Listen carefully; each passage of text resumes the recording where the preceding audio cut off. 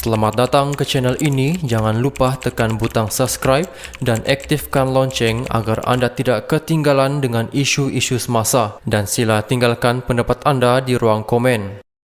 Beliau mungkin berada di dalam penjara, tetapi UMNO masih mengharapkan Datuk Seri Najib Razak untuk membantu menyokong sokongan akar umbi pada pilihan raya umum akan datang, kata penganalisis politik.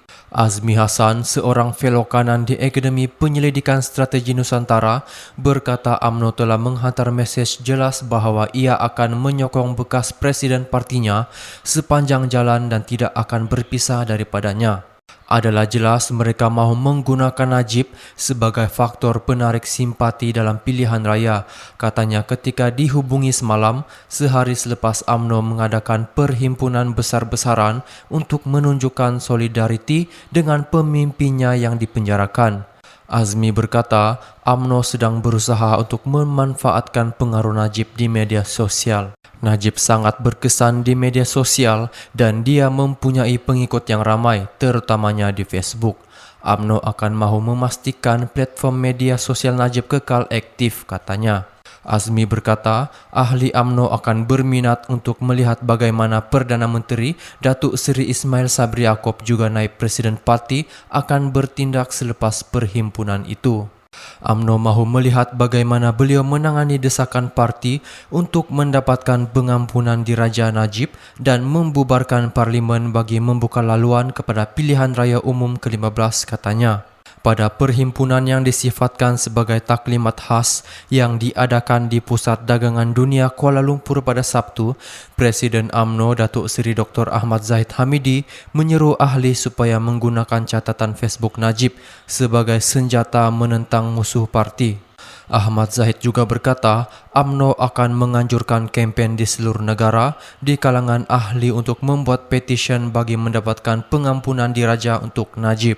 Najib meletak jawatan sebagai Presiden UMNO pada 12 Mei 2018 selepas kekalahan Barisan Nasional dalam pilihan raya umum ke-14.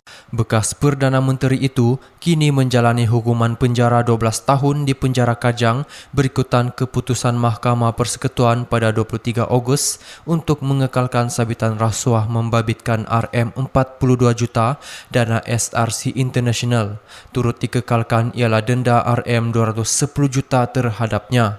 Najib berdepan 4 lagi pertuduhan jenayah berkaitan skandal One Malaysia Development Berhad. Pakar Sains Politik Universiti Sains Malaysia, Prof. Dr. Siva Murugan Pandian berkata, perhimpunan itu menunjukkan UMNO kekal bersatu walaupun Najib dipenjarakan. UMNO melihat Najib sebagai faktor penyatuan parti selepas pilihan raya umum pada 2018 dan mahu beliau terus memainkan peranan itu walaupun berada dalam penjara.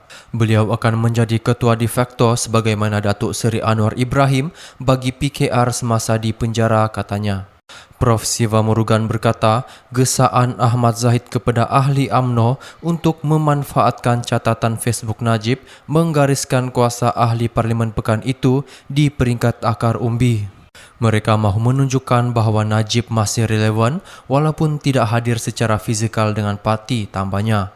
Mengenai desakan supaya Ismail Sabri memanggil pilihan raya umum awal, Prof. Siva Murugan berkata ia adalah petanda UMNO bahawa ia telah beralih ke gear terakhir untuk menghadapi pilihan raya.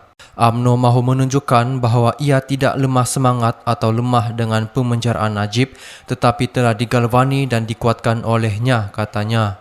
Prof. Dr. Nik Ahmad Kamal Nik Mahmud dari Universiti Islam Antarabangsa Malaysia berkata UMNO mahu pilihan raya diadakan secepat mungkin kerana emosi semakin memuncak berikutan penghakiman mahkamah terhadap Najib. Apabila emosi memuncak, akan ada orang yang akan mengundi UMNO dengan harapan untuk membalas dendam terhadap mereka yang telah menyebabkan apa yang mereka lihat sebagai ketidakadilan terhadap Najib, katanya. Walaupun berdepan tekanan hebat daripada partinya sendiri, Prof. Nik Ahmad percaya Ismail Sabri masih mendapat sokongan beberapa bahagian dalam UMNO dan Perikatan Nasional.